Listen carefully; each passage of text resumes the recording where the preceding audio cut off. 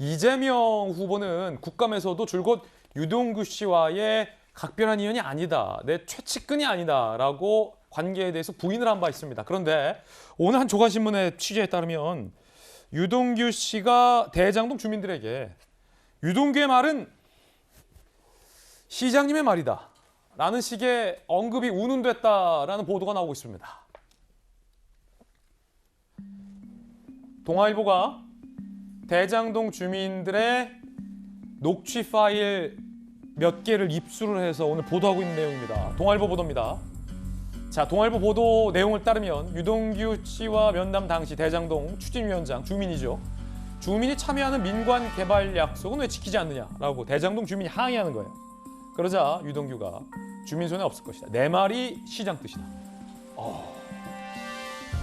저거 사실은 기획본부장 선에서 저렇게 할 수 없는 얘기예요. 만약에 진짜 유동규가 이재명 시장과 매우 밀착된 이재명 시장의 뜻을 수행하는 수족처럼 굴었다 하더라도 저런 말을 함부로 할 수 없는 거고, 그게 아닌데 자기가 이재명 시장의 이름을 팔아서 저런 말을 했다면 그건 더더욱 온당치 않은 발언이 나온 겁니다. 내 말이 시장의 뜻이다. 이거 아무나 할 수 없는 말이죠. 그러자 주민은 이재명 시장은 면담 요청 받아들이지 않고 만나주지 않는다라고 얘기합니다. 그러자 재차 내 말이 곧 시장님 뜻이다. 믿으라. 약간 교주 비슷한 그런 말 같지 않습니까? 그런 느낌 들어요. 언뜻 내 말이 곧 뭐 신의 뜻이다. 믿어라. 뭐 약간 이런 말. 재차 강조를 하는 거죠. 동아일보가 입수한 녹취록에 따른 보도입니다. 대장동 개발 추진위 관계자들, 동아일보가 이렇게 인터뷰합니다. 유동규는 성남 도계공 설립 전부터, 이 시점이 상당히 좀 중요한데, 도계공 설립 전부터 시장의 뜻을 거론하며 구체적 대장동 사업 계획안을 설명했다. 도시개발공사가 설립되기 전부터 저렇게 했다는 건 상당히 좀 이례적이고, 유동규는 곧 이재명 시장의 뜻을 전달하는 사람이라고 알고 있었다. 주민들의 사업 설명 76분 분량 녹음 파일에서도 시장님의 뜻이라고 유동규는 6번을 언급했습니다. 자, 대장동 원주민들의 녹취록도 준비가 되어 있습니다. 들어보시죠. 그렇게 쫓아다니면서 시장이 되면 무조건 일사천리로 사업 진행하게 도와준다 그랬는데, 당선이 되자마자 손바닥을 뒤집으니까 면담을 신청해도 받아주지도 않고, 유동규 본부장한테 가라. 당신 어떻게 책임지냐니까 내 말이 시장 말이다. 내 말이 이재명의 말이니까 믿고 기다려라. 이렇게 된 거예요. 국감에서 공개된 녹취록과 오늘 저희 동아일보가 입수해서 보도한 녹취록은 다른 녹취록인데, 다른 동아일보의 녹취록에서도 유동규가 조금 전에 봤던 것 같은 얘기를 했다는 건데, 자, 두 분의 의견이 궁금합니다. 먼저 김병미 대변인. 네.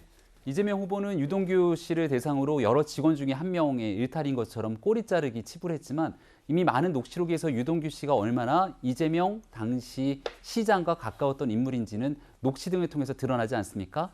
황무성 사장의 이 녹취록에서도 유동규 씨의 명을 받은 것처럼 유 본부장이 이 사장을 찾아가서 그 직을 내려오라고 하는 내용들까지 다 나타나고 있는 상황이기 때문에 과연 이재명 후보는 시장으로서 이런 일들을 몰랐겠는가라고 반문하지 않을 수가 없습니다.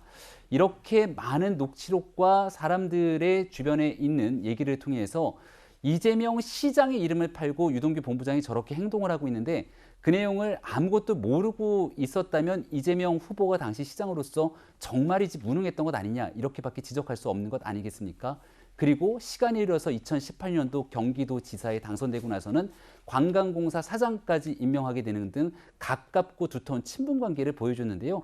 이재명 시장의 뜻인 것처럼 진짜 그 뜻을 받들어 유동규 씨가 움직였다면 이것은 범죄 행위에 가까운 심각하고 중차대한 내용일 것이고요. 만약 이런 내용들을 모르고 있었다면 이렇게 주변에 있는 인사를 관리하지 못했던 무책임에 대한 내용이 과연 대한민국 대통령 후보로서 자질과 자격이 있느냐라는 질문 앞에 놓이게 될 것 같습니다. 자, 윤석열 캠프의 주장입니다. 자, 이에 대해서 전재수 의원님 어떻게 봅니까? 유동규 씨가 이재명 시장과 친하지도 않았고 황 사장의 사퇴 종용에도 이재명 시장이 전혀 관여하지 않았다는 게 이재명 후보의 주장이잖아요. 그런데 유동규는 왜 곳곳에 대목마다 시장의 뜻을 이렇게 언급하고 다닙니까? 도계공 설립 전부터. 우리 김병민 대변인 말씀대로 좋습니다. 그거 다 인정한다 칩시다. 인정한다 치면은 그러면은 이재명 시장이 그때 당시 성남시장이 유동규 씨와 남욱 변호사와 정영학 회계사 등등 해가지고 민간 개발업자들의 이익을 다 보상해주기 위해서 또 민간 개발업자들이 자기들 원하는 대로 그 사업의 모델을 끌고 가게 하기 위해서 말하자면 이재명 시장이 협력을 해줬다는 이야기인데 그렇게 되려면 미래에 얼마가 발생할지도 모르는 대장동 개발 사업을 사전에 5,500억의 확정 이익을 사전에 정하고서 가지 않겠죠. 민간업자들의 개발 이익을 보장을 해주려면 5,500억의 성남시 몫을 확정하지 않고 오히려 5,500억을 500억, 50억, 5억으로 줄여서 가겠죠. 그래야 민간 개발업자들의 이익을 최대한 보장을 해주는 거 아니겠습니까? 근데 이미 남욱 변호사라든지 김만배 씨라든지 이런 분들이 저 재판을 통해 가지고 재판정에서 이재명 시장은 우리 몫을 강탈해간 공산당이다 이렇게까지 이야기를 한 거 아닙니까? 그렇기 때문에 여러 가지 뭐 정언 가지고서 이래저래 조각조각을 가지고서 이재명 지사와 배임의 혐의라든지 이런 것들을 엮으려고 하긴 하지만 결국 이 대장동 개발 사업의 핵심은 뭐냐면 돈 받은 세력, 경제적 이득을 본 세력, 금전적 이득을 본 세력이 이 사건의 몸통이자 뿌리다. 이 말씀을 다시 한번 드리도록 하겠습니다. 검찰이 참 답답한데요. 예. 김만배든 남욱이든 이분들이 어마어마한 돈을 배당을 받았습니다. 계좌 추적을 해야 됩니다. 이분들이 돈을 받아서 이분들의 돈이 어디로 갔는지 예를 들면 국민의힘의 5선 국회의원을 했던 원유철 의원이 자문료를 받았는데 그럼 자문료 받았으면 뭔가 일을 했을 거 아닙니까? 곽상도 아들이 50억을 받았는데 그럼 곽상도 아들이 무슨 일을 했는지 이 자금 흐름을 추적하고 돈 받은 사람들이 이 대장동 개발 사업에서 무슨 역할을 했는지만 밝히면은 이건 끝나는 겁니다. 그런데 검찰이 지금 계좌 추적 안 하는 것을 저는 이해를 할 수가 없다는 말씀을 드리도록 하겠습니다. 유동규 등이 이재명의 이름을 팔고 다닌 거다라는 주장이셨습니다.